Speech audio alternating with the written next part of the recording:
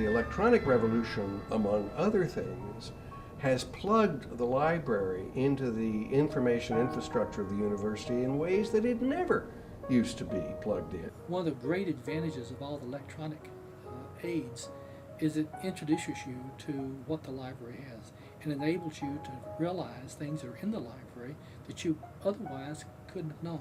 Anytime I happen to read a catalog that's advertising something like this kind of archive or resource, an article in a journal touting some new and wonderful resource, it seems like the Rice librarians have already gotten to it and either have or are about to make it available.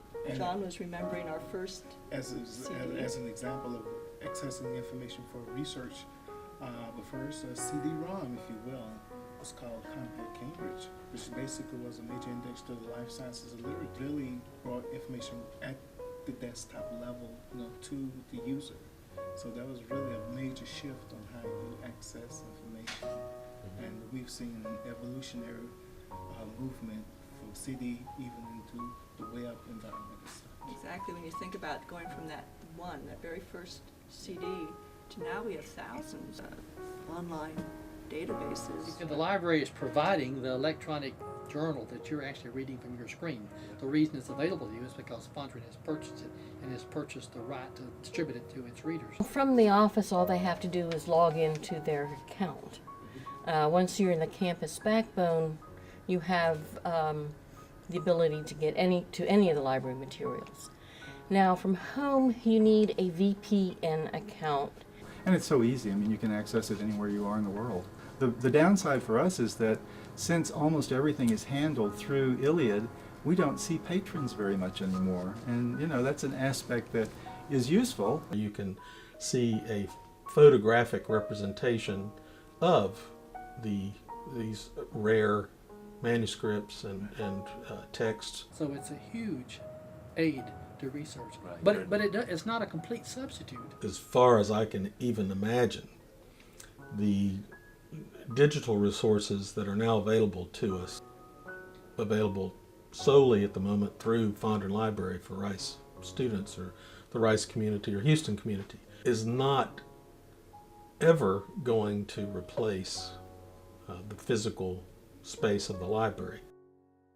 I mean, the library, as you know, is not just a collection of printed materials and microforms and electronic access, but also libraries through interlibrary loan will actually get you precious, rare items at libraries all over the United States. Well, interlibrary loan, of course, the primary function is to get information packages that people have identified that they want and that Rice doesn't have already. We are able to supplement our electronic collections and our physical collections with interlibrary loan. A large part of what we do is helping faculty and students and staff figure out exactly what it is this citation they've got is asking for. But several years ago, a very large, sort of a modular library that's a great big, essentially a refrigerated box, is off campus about 5 or 6 miles. It's called the Library Service Center. One more time, back again.